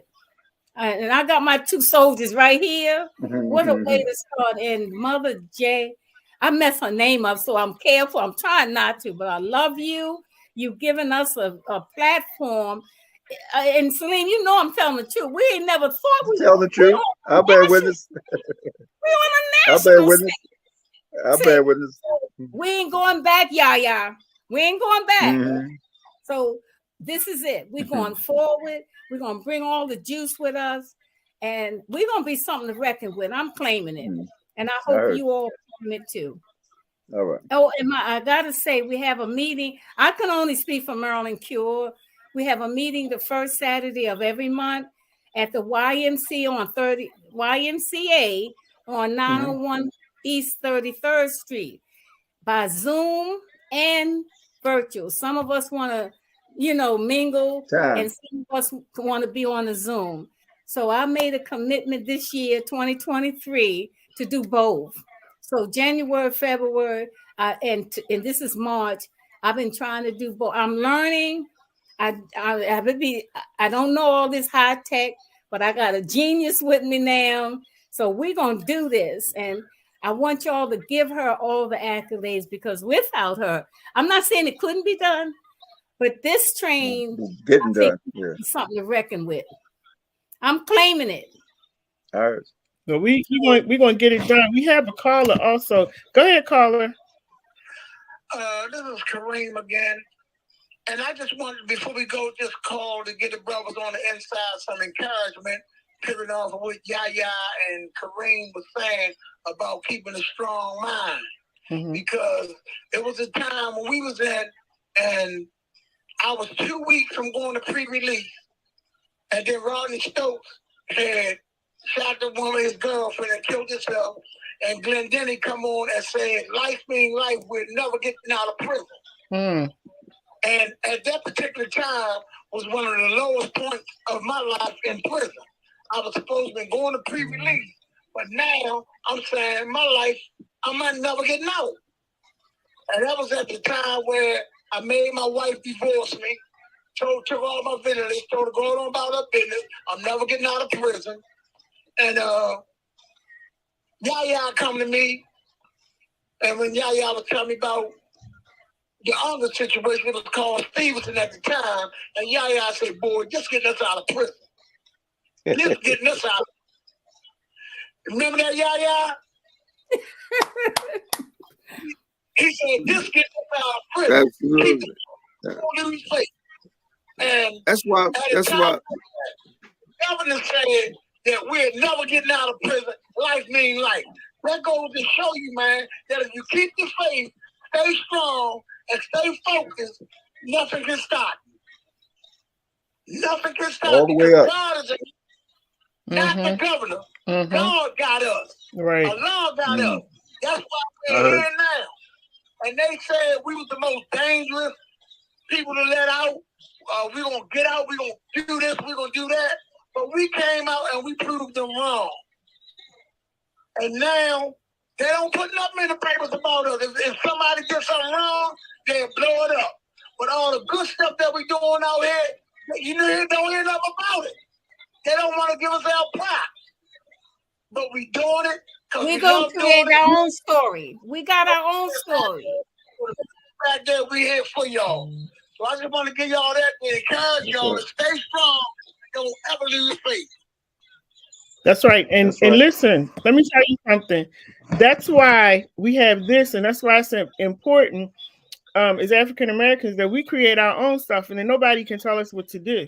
So that's why I sat down and studied YouTube to create my own radio station. So you can't tell me what time to come on, go off, who to have on, and all of that. So as long as I'm here and I'm able to sit in front of this microphone and continue to build on what I'm doing, we will get the word out and people will know the great things that are going on. So, you know, I'm definitely an advocate for this. I have a son, and so I'm always going to be working, you know. And so thank you so much for calling in. I'm glad you're out. Were you at the event on Saturday night? I was the one that was talking to you. Oh, that's you. Okay, brother. Good. Okay. Listen, I'm trying to remember all of these names and faces and everything. But thank you. I'm glad you called in. Keep calling, okay? Me and my wife was the one that's giving the Return to Citizens event. Right. Okay. Yes, absolutely. So I have to have you and your wife on. I will be in touch so I can have both of you on too. Okay. Yeah, definitely before that event starts. We gotta get you on so we can start passing the word about that. Yeah. Definitely. Wow. Yeah. I remember you now. I remember. Yes. Lady J, please be patient with us. We're not used to this. We're not used to this freedom. You know, we always have somebody stopping the clock and all. So you spoiling us. But we got this, honey. We're not gonna let you down. I'm gonna use my term, trust us and verify, because we know how important that is, and this is going to be a movement. We're gonna make a movement out of this with all of us, and I'm just happy to be part of it. And I got my soldiers with me, and we can't fail. We can't fail.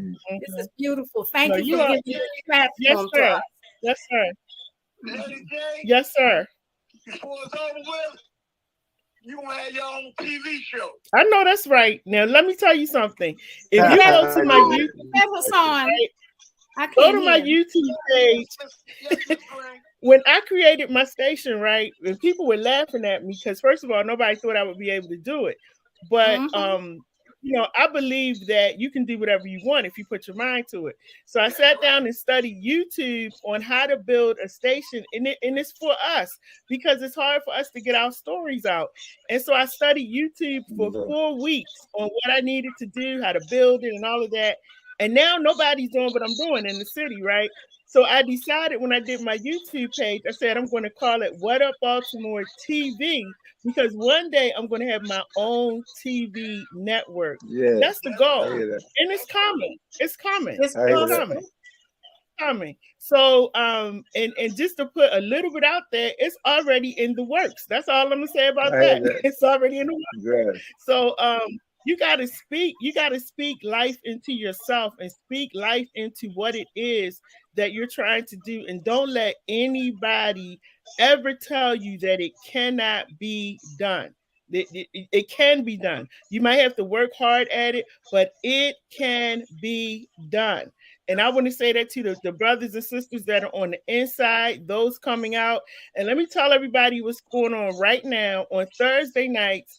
Miss Leah mentioned it, but I want to give you a little more detail about it. On Thursdays, from 8 to 9 o'clock, we have Miss Gwen Levi, we have Miss Giselle, we have Miss Gail and Miss Etta. Now, all 4 of these women have done time. I had a conversation with them and I said, you need a show. So we're not, I want you to just come and do a show. And so they've been doing their show. I gave them a name. They're coming on from 8 to 9 o'clock, and people are tuning in, watching these ladies. They are powerful. They can speak to women that I can't speak to because of what they've experienced. And so they come on at 8. Now at 7 o'clock, I was doing a show a few weeks ago talking to some brothers that had just gotten out of prison. And there was a guy who was listening, like we're doing now, and he had his, I think it's his nephew or somebody who was listening in. And by the time they called me, the show was over. So they kept calling. Normally I don't answer the phone, but I answered, started talking to this brother, and I said, "Do you know how amazing you are? Like, you are powerful." He's inside, and his name is Monty, and he said the one thing I've always wanted to do is have a podcast, but he didn't know how to do it. I said, "Well, you have one now." So it's 7 o'clock on Thursdays. I want y'all to tune in from 7 to 8 because Monty calls in through his fiance's phone, and Monty and I do a show. But I told him this is his show, and we're talking about whatever Monty wants to talk about. Last week we talked about relationships. You know, how he's engaged, he has a fiance, but he's on the inside. How do you manage that? Those are important things to talk about. And we had that conversation. So, you know, we're going to be doing some really great things. I want you all to also go to this page. I have it up here now. Go to this page because this page will actually tell you about all of the bills that are taking place in Annapolis. Look on this website. It'll give you all of the bills that are taking place. Now, this Thursday, I'm going to be in Annapolis. And let me tell you what the bill is this week. And this bill actually pertains to boy, let me get his name right. Not Sean, Joseph.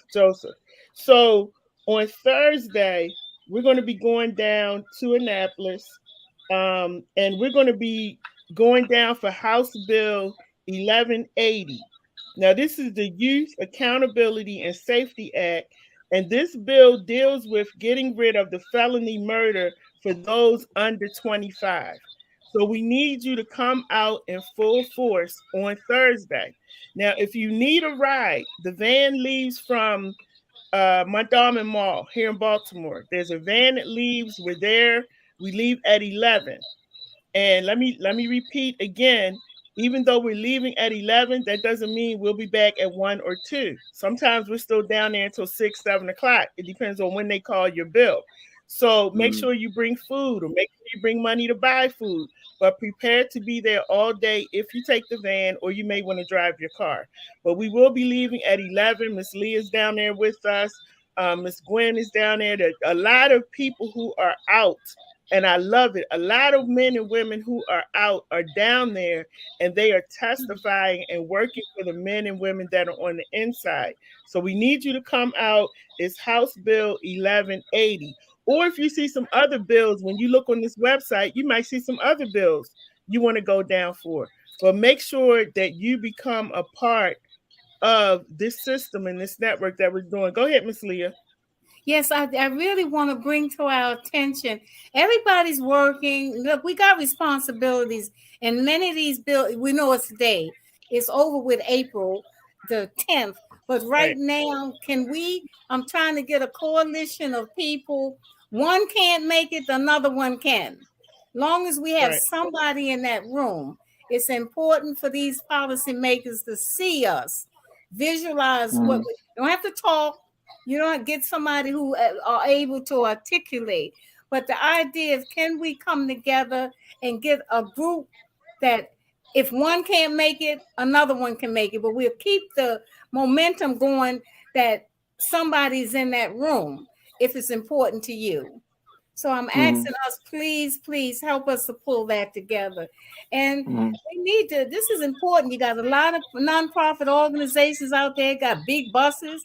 Let's put some pressure on, make them do some of the things they're supposed to do. And this is a good cause for those who can't make it. They don't have cars, along with when they got the justice policy, people are doing that bus. But if we need more buses, let's do it.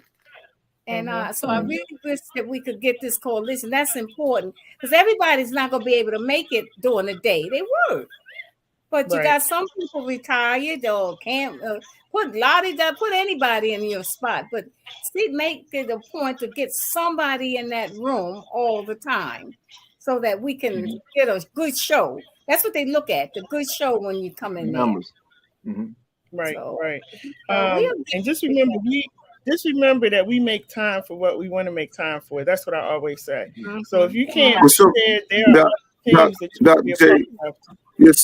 Somebody a question came across the screen about possibly making the bill 1180 retroactive instead of making it prospective, right? Well, prospective is meaning that if they change it, it would only apply to the cases that take place after that bill. And it wouldn't apply retroactively to the people who are currently incarcerated. It wouldn't apply to them. So the bill, right? So, speaking to the heart of that, how would that be applicable? In other words, if it's just dealing with prospectivity, the person that's advocating the bill is dealing with prospectivity. They're not dealing with retroactivity. And that's because I don't believe that they look at it as being a violation of the United States Constitution in doing that. Because if they did, it would be retrospective. Because all the cases that were affected by it were using defective statutes or whatever they were using to reach those sort of conclusions. So I don't think that we can get that done in the posture because the person that's advocating is only asking for prospectivity in the bill, not retroactivity. Well, we will get down there, and I will definitely be going live while I'm down there because a lot of times, for those of you who follow me, you see that we go live and we interview those who are some of the attorneys. We interview the people that are down there, those that are testifying. So we'll get some more information when we're down there. If possible, I'll try to get one of the attorneys on before we go down on Thursday, so we can actually find out what this is all about. Before we go, everybody, I just want to go around and give everybody some final words to say. I want to thank you for coming on tonight. This will not be your last time because I'll definitely be inviting you on again. So we want to go around. Ms. Leah, we want to start with you. Just give us some final words. I'd like to say get in where you fit in because there's a lot going on out there. And let's face it, we all can't be all over the place. I commit myself to the lifers issues. So that's me. So I'm just saying, find something. It's something in there that you can have passion about. And I'm going to repeat John Lewis's good fight. We want good fight. And that'll put us above all the fray of a lot of foolishness. So I'm on this train. This is the good fight train. And that's where I'm at. And so that's what I'm saying. Leah, they can reach you through Maryland Cure, right? MarylandCure.org. Yes, we're working on our website. And like I said, we'll get better, but right now we're working on it. And Saturday, I'm going to still try as long as I can keep these meetings going. And we have information, too, from experts. We pull in our experts we got. We don't need to go out and look for nothing. They can answer. They just know what we want. So I feel comfortable that. And right now, Maryland Cure is working on the felony murder issues and the husband bill.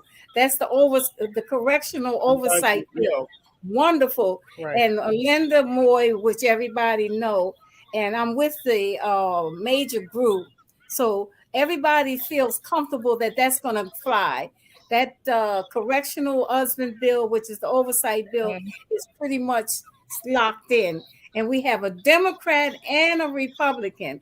Senator Hedelman is a Democrat and Christopher West is a Republican whip.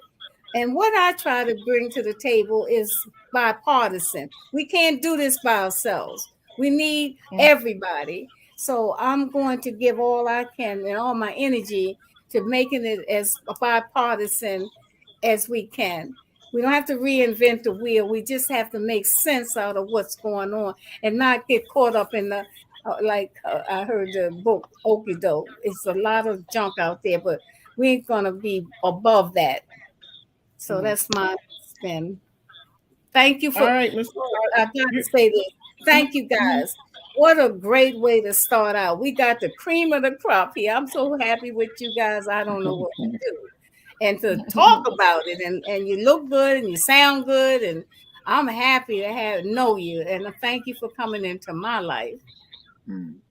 And my son's right. life. He told me to tell you all that. Everybody, them behind the walls, they're ecstatic. And now we got a face, we got a platform, and they can see we mean business. But we ain't let nothing, don't let nothing mess this up now. We ain't messing this one up. This is too good to be true. And you know I'm telling the truth. We got this. I heard that, soldier. We got this. We got this. Yes. All right, Mr. Tyrone, go right ahead. My closing comments is very brief. I think that this was a very powerful and productive platform. We shared some very educational concepts that I believe help you guys as well as other people who are listening that suffer from these type of conditions. My whole vision is and will continue to be is to unify the grassroots of the communities, man. As long as we can unify the grassroots of the community, man, we'd be a powerful force. And one of the things I always say, people united is more powerful than an atomic bomb. Amen. We separated in our own individual camps, and we continue to do the things that we do individually. We ain't going nowhere with it. Can't do it by ourselves. We need everybody to come together. And I think what Dr. J has did here, man, is very remarkable. It's outstanding. I give kudos to her and all the positive works that she's done and all the educational knowledge that she earned and putting her own radio station together. Where ain't no dictatorial stuff going on telling me what I can do, how I can do it, and when I can do it. And I admire you from that because that's an entrepreneur skill that I need to develop myself. So you know, it's beautiful. It's beautiful that we connected like this together. That's right. And anything I can do to service it and making it better, I'm available in doing that. So I just want to say that I appreciate everybody. I appreciate the contents of the subject matter, the materials that were discussed. I learned a lot, and I hope I shared some things that you all can use and develop from as well. And I think that's what it's all about. Us coming together like that, making contributions to help one another, make us more strong and more better. Yes, absolutely. Absolutely. Go ahead, Mr. Saleem. Long story short, I'm grateful to be here as well. Thanks for the invite. The year is I guess about 1971. I'm in the Maryland Penitentiary. I got an old dude in the cell with me, a white guy. Back in the day, they didn't have walkie-talkies and TVs and all this stuff. They just had a big turnkey, 48 cells on the tier. If you get some mail, they'll call your name. You got to walk all the way up the front of the tier to go get your mail. So my cell buddy, the old white guy, they call his name like twice a week. He take that walk all the way up the tier. They open his door. He go get the mail. He come back to the cell, sit up there and read something. And I was saying, my man get plenty of mail. He get mail twice a week. At this time, I ain't getting no mail. But one day I happened to be looking over there on his property, and I see that all his mail got returned to sender. So we opened a conversation one day, and I said, man, you keep writing the same address? He said, yeah. I said, oh, you wrote them knowing that it's going to come back? He said, yeah. I said, why you do that? You wasting stamps. He said, no, but the pleasure of hearing the man call my name and saying I got mail when ain't nobody else got none. He was writing mails just so to come back to him. But in the penitentiary, guys had ways of him getting some stuff of faith. Something to maintain his sanity. While somebody else might be staring at the wall, he waiting for the man to call his name, that the letter coming back. I mean, I got stories crazier than that, but it's all about maintaining your sanity. Amen. So I'm saying, hey, we got a real opportunity here. We got a platform. We ain't used to have this kind of stuff in the past. We write people, they wouldn't even answer our mail. Now we up here speaking to them visually. Them guys calling from prison. I'm still in amazement at that. So Lady J, you really outdone yourself, girl. You got us hooked up for real. Thank you for that, sis. Thank you so much. And listen, I want to say to both of you, whenever you need to come on the platform, you have my number. Just reach out. You know, Thank you. Thank you. if you need to do a webinar, a meeting, whatever. I also have on here if you want to come on and do a private meeting where it's recorded. You know, you can do your private meeting. I can send the recording to you. You know, if you want to, however you want to do it, it's a lot. It's amazing what you can do on this platform. So, you know, just let me know what you need. Same thing for you, brother. You and your wife. You know, let me know what you need. I'm here. You know. Yeah, because I felt some kind of way. You said you too, Saleem and Yaya, and you ain't say. The song, we love you too. That's Korea. I said, baby boy. That's our baby boy. Lady J, we want to protect you now. We want this to last. We're not going that. I'm gonna put the soldiers on point. We ain't having nobody ruin this platform. We are agreed. So I'm telling you, you ain't coming this way crazy. We're gonna form we're gonna get us a coalition. We're gonna screen this, but it's gonna be us. We're gonna be us, and we want this to last. So don't anybody got any other plans? Forget it, because we got this. That's right. I hear you, Miss Gray. That's right. Protect this. Yeah, so and I'm putting them on notice. Before I close, I gotta say thank you to Miss Gwen Levi, because I've been doing this for about 25 years, like going in and out of the prisons and everything. And I stopped for a little bit. You know, sometimes you get sidetracked and you start doing other things. And I want to thank her because a year and a half when I met her, you know, when she got out, she's just been a friend. She's got me back to my passion. Sometimes you walk away, you know, and things have a way of bringing you back. So I want to say thank you to Miss Gwen. Lady J. Yes, sir. Speaking of the devil, my wife just got in the car. She just got off from work. Oh, she did? Tell her I said hi. I didn't know she was the devil. I'm good. This beautiful couple, yes. For those of you who were not at the event on Saturday, it was absolutely amazing. And you know what? I didn't even know why. I didn't even know what it was about. I just know Miss Gwen said, "Come on." So whenever Miss Gwen says, "Come on," I just get in the car. So I was sitting at the table with Miss Leah, and I said, "I don't even really know what this is about." And she had mother, listen to me, ladies. I'll be Gwen's first guest Thursday. Good.